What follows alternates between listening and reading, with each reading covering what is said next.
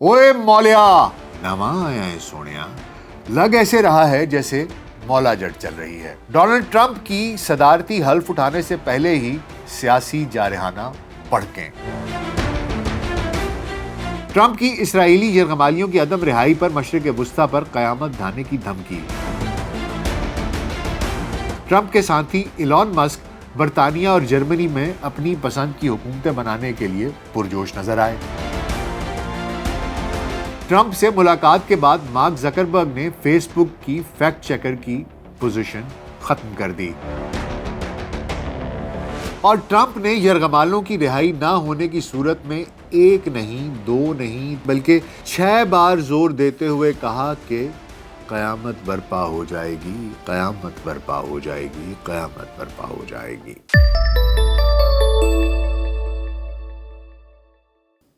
VLC podcast में doctor Nasir bag के साथ आपकी खिदमत में हाजिर हैं। अस्सलाम वालेकुम। दौलत का नशा या ताकत का गुरूर। नौ मुंतखब अमरीकी सदर डोनाल्ड ट्रंप हल्फ उठाने से कबल ही अपने तौसी पसंदाना अज़ाइम का खुलकर ऐलान करने लगे। डोनाल्ड ट्रंप के एक बार फिर व्हाइट हाउस में पहुंचने में 2 हफ्ते से भी कम का वक्त बाकी रह गया है। नवंबर के सदारती इंतखाबात में कामयाबी के नतीजे में ट्रंप 20 जनवरी 2025 को 4 साला अहदे सदारत के लिए हल्फ उठाएंगे। मगर मौसूफ के हल्फ उठाने से कबल ही ट्रंप और हामियों ने साम्राजी जुबान और हथकंडे इस्तेमाल करना शुरू भी कर दिए हैं। उन्होंने इक़्तिदार संभालने से पहले ही हर तरफ एक ऐसी फिजा पैदा कर दी है जो उनके इत्तेहादियों के लिए भी बहुत से सवालात को जन्म दे चुकी है। ये उनकी जारहाना सफारती पॉलिसी का एक मजहर है। इलेक्शन से पहले अगरचे ट्रंप ये ऐलान करते हुए पाए गए कि वो जंगों का खात्मा करने आ रहे हैं, लेकिन अपने आने से पहले ही अपने इंतहाई करीबी और अहम इत्तेहादियों के दरमियान भी खौफ और तशवीश का बढ़ावा दे चुके हैं। फ्लोरिडा रिजॉर्ट में मंगल 7 जनवरी की शाम प्रेस कॉन्फ्रेंस के दौरान जब उनसे पूछा गया कि क्या वो पनामा कैनाल और ग्रीनलैंड के खिलाफ फौजी या माशी कुव्वत का इस्तेमाल तो नहीं करेंगे, क्या इस बारे में दुनिया को वो कोई यकीन दहानी करा सकते हैं, तो डोनाल्ड ट्रंप ने साफ कह दिया कि नहीं, मैं आपको इस बारे में यकीन दहानी नहीं करा सकता कि मैं इनमें से कोई एक काम भी नहीं करूंगा, लेकिन मैं ये यकीन ज़रूर दिलाना चाहता हूं कि ये उनकी माशी सलामती के लिए बेहद ज़रूरी है। इस मौके पर ट्रंप ने अमरीकियों पर इस वजह से तनकीद भी की कि वो कनाडा की चीज़ों पर बहुत ज़्यादा खर्च करते हैं, हत्ता कि कनाडा की फ़ौजी इमदाद पर भी बहुत खर्च किया जाता है, जबकि सारे खर्चे का अमरीका कोई ख़ास फ़ायदा भी नहीं उठाता। उनका कहना था कि अमरीका और कनाडा के दरमियान सरहद की हैसियत खींची गई एक मसनूई लकीर की है। ये गैर मामूली बयान उस वक्त सामने आया जब ट्रंप ने अपने ओहदे का हल्फ उठाने से 2 हफ्ते कबल तौसी पसंदाना एजेंडे का खाका भी पेश किया। ट्रंप ने खलीज मैक्सिको का नाम बदल कर खलीज अमरीका रखने का अज़्म भी जाहिर किया और मैक्सिको और कनाडा पर अहम महसूलात आयद करने के लिए अपने वादे को भी दोहरा दिया। उन्होंने खलीज के बारे में कहा कि ये बहुत सारे इलाकों पर मुहित है, खलीज अमरीका कितना खूबसूरत नाम है। इसी तरह उन्होंने गज़ा और यूक्रेन की जंग के बारे में भी अपने अज़ाइम का इजहार किया और इसके अलावा ट्रंप ने न्यूज़ कॉन्फ्रेंस में कहा कि अगर इसराइली यरगमाली मेरे मनसब संभालने तक वापस नहीं आए तो मशरिक वुस्ता में क़यामत बर्पा हो जाएगी और ये हमास के लिए अच्छा नहीं होगा। और सच तो ये है कि ये किसी के लिए भी अच्छा नहीं होगा। ट्रंप ने न्यूज़ कॉन्फ्रेंस में नेटो इत्तेहाद के जो अरकान हैं उनके हवाले से भी कहा कि उन्हें चाहिए कि वो अपनी आमदनी का 5% हिस्सा कम अज़ कम दिफा पर खर्च करें और अखराजात की मौजूदा 2% सतह को वाज़े तौर पर बढ़ाएं। ट्रंप के मुताबिक नेटो के तमाम अरकान ये अखराजात बर्दाश्त करने का उसकी सकत रखते हैं, इसलिए उन्हें 5% अखराजात बर्दाश्त करने चाहिए, ना कि सिर्फ 2%। ٹرمپ بار بار اس امر کا اظہار کر چکے ہیں کہ نیٹو کے کئی اراکین اپنا جائز حصہ نہیں دے رہے۔ وہ یہ بھی کہہ چکے ہیں کہ وہ ان سے زیادہ حصے کے طلبگار ہیں، اس کا مطالبہ کرتے ہیں۔ تو آئیے ٹرمپ کے ان تمام جارحانہ عزائم کا ایک ایک کر کے جائزہ لے لیتے ہیں۔ سب سے پہلے میں آپ کو یہاں بتاتا چلوں کہ پہلے بھی کینیڈا کے وزیر اعظم ٹروڈو سے ملاقات کے دوران انہوں نے ازراہ مزاح فرمایا کہ امریکہ کی جانب سے متوقع 25% درآمدی محصولات سے بچنے کا سب سے بہتر اور آسان طریقہ یہ ہے کہ کینیڈا امریکہ کی 51ویں ریاست بن جائے۔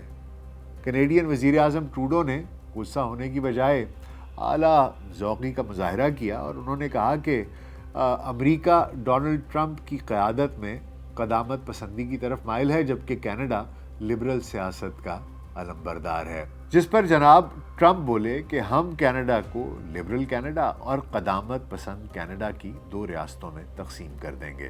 بات ہنسی مذاق میں ختم ہو گئی، لیکن اگلے ہی روز جناب ٹرمپ نے سماجی رابطے کی ویب سائٹ پر وزیر اعظم ٹروڈو کی بجائے گورنر ٹروڈو لکھ کر کینیڈا کو ہتھیانے کا اپنا عزم پھر سے دہرا دیا۔ پہلے پہل تو یہ سمجھا جا رہا تھا کہ نو منتخب امریکی صدر ڈونلڈ ٹرمپ شاید ہنسی مذاق میں اس طرح کے جارحانہ عزائم کے بارے میں بات کر رہے ہیں اور وہ شاید سنجیدہ نہیں ہیں، لیکن ان کا یہ بیان کینیڈا میں سیاسی بحران پیدا کر گیا اور ٹروڈو کو اپنی وزارت عظمیٰ کے عہدے سے استعفیٰ دینا پڑا۔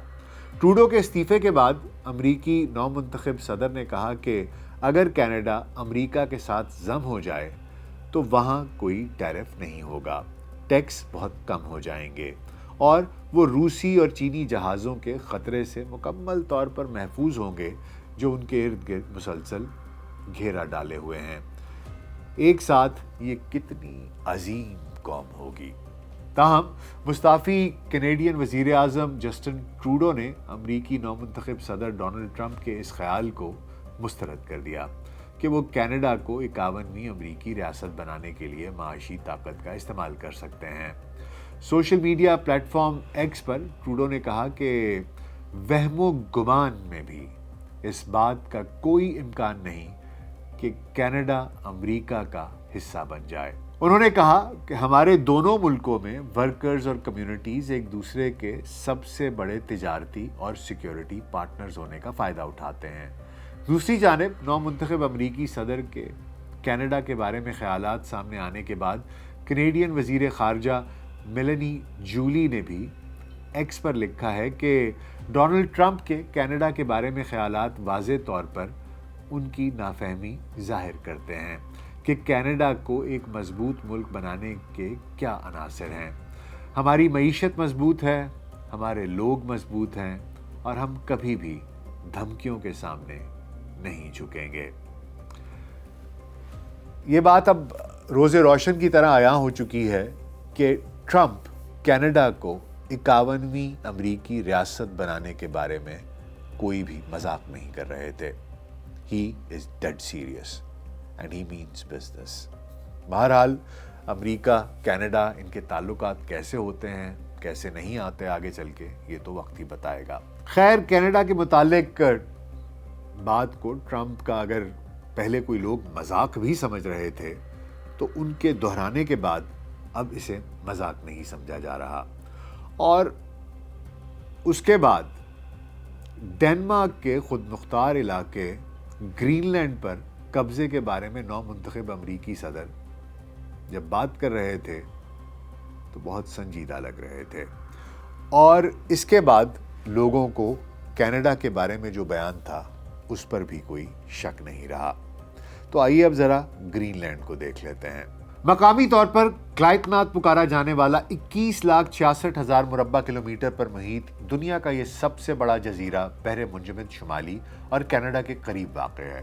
شمالی امریکہ میں ہونے کے باوجود سلطنت ڈنمارک کی ملکیت ہونے کی بنا پر گرین لینڈ یورپی یونین کا حصہ ہے۔ ڈنمارک کا 3/4 علاقہ سارا سال برف کی موٹی چادر سے ڈھکا رہتا ہے، چنانچہ یہاں رہائش پذیر 56,000 نفوس اس کے جنوب مغربی ساحل پر آباد ہیں۔ صدر ٹرمپ کی نظر گرین لینڈ کے معدنی ذخائر پر ہے۔ یہاں یورینیم، پلاٹینم، ٹنگسٹن، لوہے، تانبے اور قیمتی پتھر یاقوت کے بڑے ذخائر پائے جاتے ہیں۔ ڈونلڈ ٹرمپ نے اپنے ارب پتی دوست پے پال کے شریک بانی کین ہاروی کو ڈنمارک میں امریکہ کا سفیر نامزد کرتے ہوئے کہا تھا کہ امریکہ کی قومی سلامتی اور اقوام عالم کی آزادی برقرار رکھنے کے لیے گرین لینڈ کی ملکیت اور کنٹرول امریکہ کے ہاتھوں میں آنا بہت ضروری ہے۔ اس حوالے سے اپنے سفیر پر اعتماد کا اظہار کرتے ہوئے بولے کہ کین ہاروی امریکی مفادات کی نمائندگی کے لیے شاندار کام کریں گے۔ ڈونلڈ ٹرمپ کے اس جارحانہ بیان پر گرین لینڈ نے دو ٹوک لیکن مہذب رد عمل دیا۔ ملک کے وزیر اعظم میوٹ ایگڈ نے اس خیال کو یکسر مسترد کر دیا۔ ایک فیس بک پوسٹ میں انہوں نے لکھا کہ گرین لینڈ ہمارا ہے اور ہم برائے فروخت نہیں ہیں اور نہ ہی کبھی بکاؤ مال بنیں گے۔ ہمیں آزادی کے لیے دی جانے والی اپنی قربانیوں کا احساس ہے، تاہم دنیا، خاص طور سے ہمسائے، ہمیں تعاون و تجارت کے لیے کھلے دل کا پائیں گے۔ دوسری طرف گرین لینڈ کے وزیر اعظم ٹرمپ کی اس دھمکی کے پیش نظر بہت جلد کوپن ہیگن میں ڈنمارک کے بادشاہ سے ملاقات بھی کریں گے۔ اس کے ساتھ ساتھ فرانس نے ڈونلڈ ٹرمپ کے گرین لینڈ پر قبضے کی دھمکی کی مذمت کی ہے۔ فرانسیسی وزیر خارجہ ژان نول بیروٹ نے خبردار کیا ہے کہ یورپی یونین اپنی خود مختار سرحدوں کا دفاع کرے گی۔ انہوں نے کہا کہ اگرچہ انہیں یقین ہے کہ امریکہ ڈنمارک کے زیر کنٹرول علاقے پر حملہ نہیں کرے گا، تاہم یورپی یونین کو کسی کو بھی خود کو ڈرانے کی اجازت نہیں دینی چاہیے۔ ہم ایک مضبوط بر اعظم ہیں۔ یورپ کو خود کو خوفزدہ یا اضطراب پر قابو پانے کی اجازت نہیں دینی چاہیے۔ فرانسیسی وزیر خارجہ نے مزید کہا کہ ہمیں جاگنا ہے۔ مضبوط ترین قوانین سے جیتی ہوئی دنیا میں خود کو مضبوط بنانا ہے۔ یاد رہے کہ امریکہ سن 1999 سے گرین لینڈ کو اپنے فوجی استعمال میں لا رہا ہے۔ امریکہ کے سابق سفیر ڈینیل فرائیڈ، جو آج کل اٹلانٹک کاؤنسل تھنک ٹینک کے ساتھ وابستہ ہیں، انہوں نے ڈونلڈ ٹرمپ کے ان خیالات کے بارے میں کہا ہے کہ اس سے امریکہ کی تصویر ایک ایسی قومی طاقت کی بنتی ہے جو توسیع پسندانہ عزائم رکھتی ہے اور جو 19ویں صدی کے استعمار کی صورت میں اس صدی میں موجود ہے۔ اس سابق امریکی سفیر نے یہ بھی کہا کہ گرین لینڈ پر امریکی قبضہ نیٹو اتحاد کو برباد کر دے گا اور ایسی حرکت کے بعد ہمارے اور ولادیمیر پوتین میں کوئی فرق نہیں رہے گا۔ یہ تو تھی گرین لینڈ کی کہانی۔ اب ذرا بات کر لیتے ہیں پاناما کینال کی اور خلیج میکسیکو کی کہ ان کا کیا قصہ ہے۔ پاناما کینال اور خلیج میکسیکو کا نام خلیج امریکہ رکھنے کے موضوعات، ان پر جو ٹرمپ کے متنازع بیان آئے ہیں اور اس کے خلاف احتجاج جو ہو رہے ہیں، ان کے بارے میں آئیے کچھ بات کر لیتے ہیں۔ یہاں آپ کو یاد دلاتا چلوں کہ خلیج کا نام تبدیل کرنے کا ٹرمپ کا یہ جو وعدہ ہے، اس نے شمالی امریکہ کی سب سے اونچی پہاڑی چوٹی ٹینلی، اس کا نام بدل کر ماؤنٹ مکینلے رکھنے کی یادیں تازہ کر دی ہیں۔ سابق صدر باراک اوباما نے مقامی امریکیوں کی مخالفت کے باوجود الاسکا کی سب سے بڑی چوٹی، سب سے بڑے پہاڑ کا نام تبدیل کر دیا تھا۔ عمومی طور پر امریکہ کا بورڈ آف جیوگرافکس وہ جغرافیائی ناموں کی تبدیلی کا تعین کرتا ہے، لیکن ماضی میں ایسا بھی ہوا ہے کہ امریکی صدور نے ایگزیکٹو احکامات کے ذریعے بھی جغرافیائی خصوصیات کا نام تبدیل کر دیا ہے، اور شاید ٹرمپ بھی کچھ ایسا ہی کرنے کا ارادہ رکھتے ہیں۔ واللہ اعلم بالصواب۔ آئیے اب ذرا پاناما کے اوپر بھی نظر ڈال لیتے ہیں۔ جب یہ کہا گیا کہ پاناما کینال کو امریکہ اپنے قبضے میں لینا چاہتا ہے، آپ کو یہاں یہ بتاتا چلوں کہ پاناما کینال ایک کافی وسیع موضوع ہے اور اس کے اوپر میں ایک اور ویڈیو بنا رہا ہوں جو کہ انشاءاللہ میں کل پوسٹ کروں گا۔ تو پاناما کینال کی پوری ہسٹری کیا ہے اور اس کا کیا تنازع امریکہ کے ساتھ چلتا رہا اور اب اس کی موجودہ کیا حیثیت ہے، اس سب کے بارے میں ایک تفصیلی ویڈیو انشاءاللہ کل پوسٹ ہوگی۔ تو آئیے فی الحال اس کے اوپر ایک ذرا سرسری سی نگاہ ڈال لیتے ہیں تاکہ آپ کو علم ہو جائے کہ یہ کہانی کیا ہے۔ اور امریکی صدر نے جب یہ کہا کہ وہ پاناما پر قبضہ کرنا چاہتے ہیں تو پاناما نے رد عمل دیتے ہوئے اس بات کا اعادہ کیا ہے کہ پاناما کینال کی خود مختاری موضوع بحث نہیں ہے۔ پاناما کے صدر نے ٹرمپ کے بیان کو بکواس قرار دیا، جبکہ پاناما کے وزیر خارجہ ہاویئر مارٹینیز آچا نے کہا کہ صدر ہوزے راؤل میلینو نے اپنا موقف واضح کر دیا ہے کہ ہماری نہر کی خود مختاری پر کوئی بات چیت نہیں ہو سکتی اور یہ نہر ہماری جدوجہد کی تاریخ کا حصہ ہے۔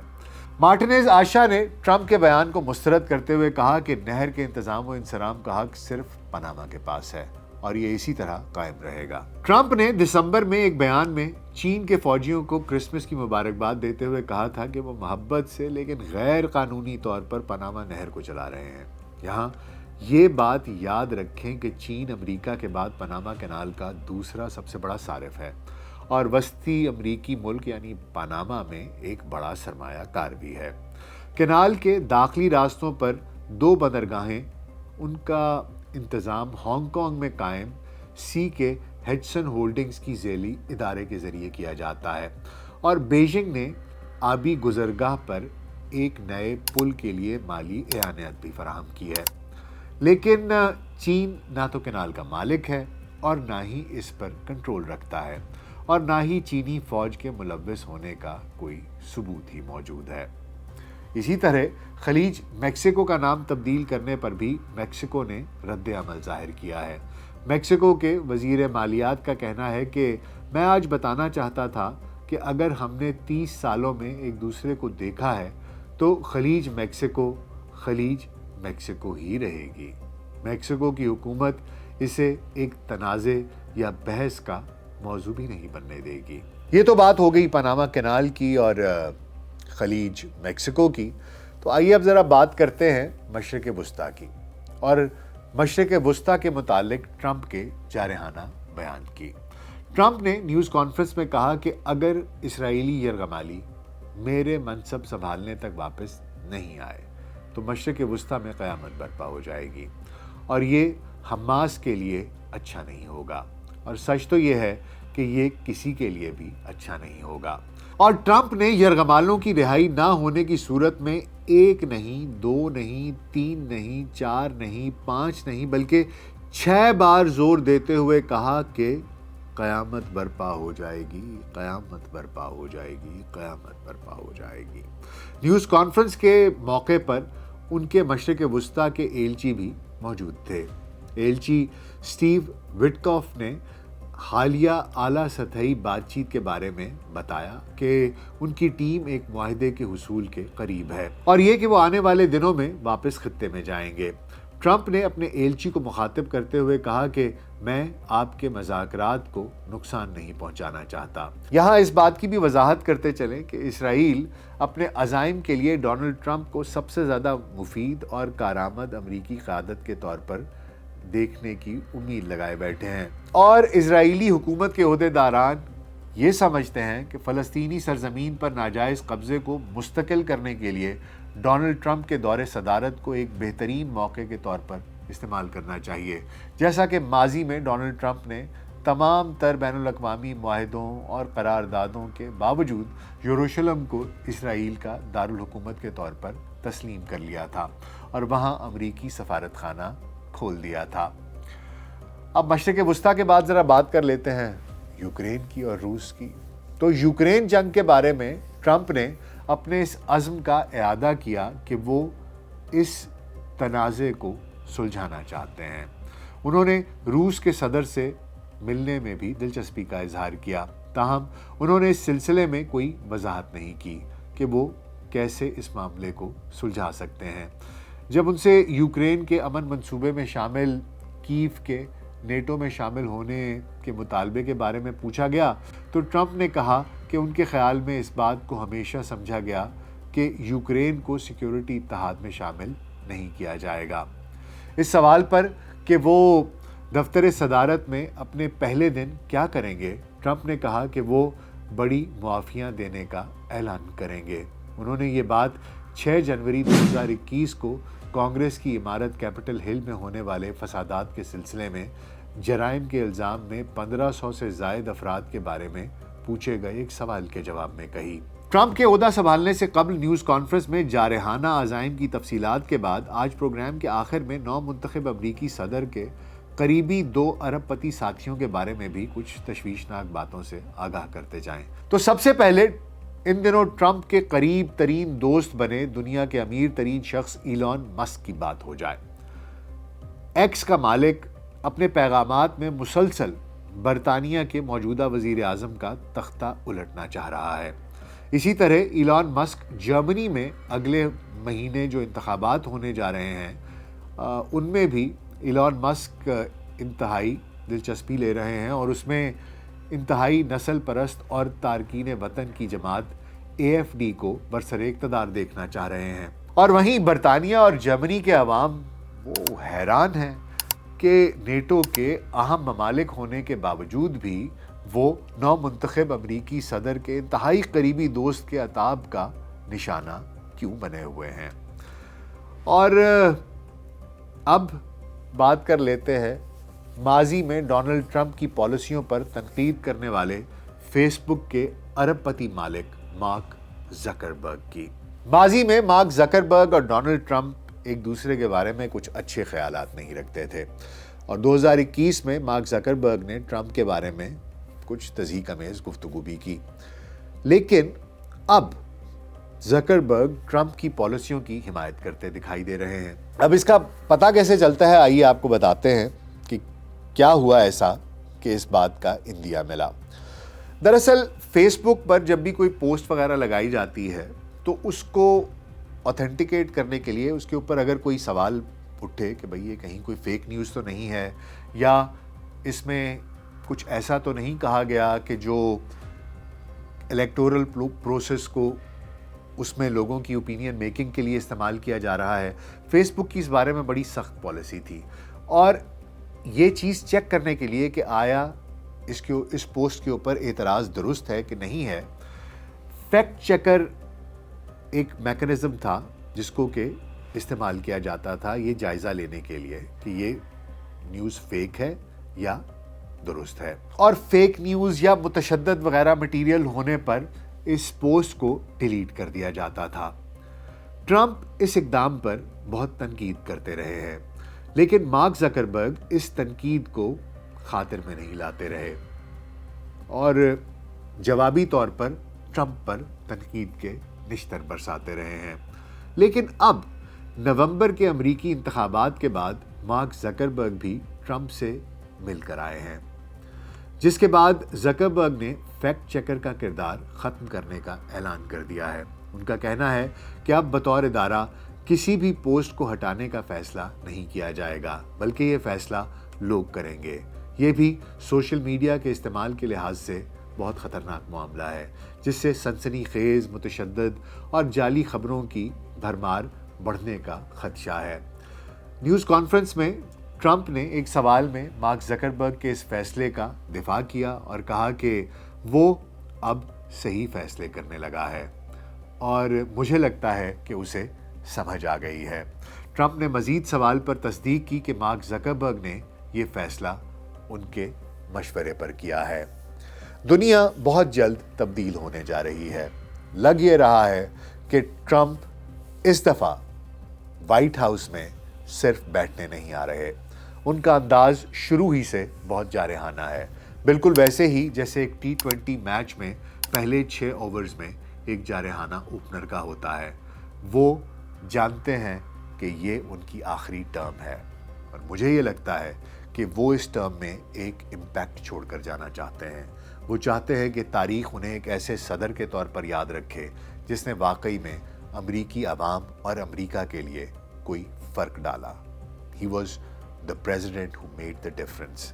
امریکہ اس وقت بہت ہی برے معاشی حالات سے گزر رہا ہے۔ ان کے اوپر بطور حکومت کافی زیادہ قرضہ ہے، لوگ بتدریج پاورٹی لائن سے نیچے جاتے جا رہے ہیں۔ امریکہ ایسے بہت سے آرگنائزیشنز کا ایسے پیکٹس میں ہے، نیٹو اور G7 اور بہت سے ایسے آرگنائزیشنز کا حصہ ہے جہاں سے امریکہ دینے والا ہے، لینے والا نہیں ہے، جس کی وجہ سے امریکی عوام پر بہت بوجھ بڑھ رہا ہے، امریکی حکومت کے اوپر بہت سے قرضے ہیں، کیونکہ وہ اندرونی ہی ہوں لیکن ان قرضوں کے بوجھ تلے امریکی اکانومی دبتی چلی جا رہی ہے۔ اسی وجہ سے، اور امریکہ ظاہری بات ہے ایک ورلڈ لیڈر ہے، ایک یونیپولر ورلڈ ہے، سپر پاور ہے، سو کالڈ جسے کہ کہا جاتا ہے، تو اس کے لیے ایک بین الاقوامی پریزنس کی بھی ضرورت ہے، اسے روٹس کی بھی ضرورت ہے، اسے انرجی کے ذخائر کی بھی ضرورت ہے، اور اس کے ساتھ ساتھ جو اس کے حلیف ہیں ان کو ڈیفائن کرنا بھی اس کے لیے بہت ضروری ہے، اور اپنے حریفوں کو بھی ڈیفائن کرنا بہت ضروری ہے، اور ان کو ایک کلیئر کٹ میسج ٹرمپ یہاں پر دے رہے ہیں۔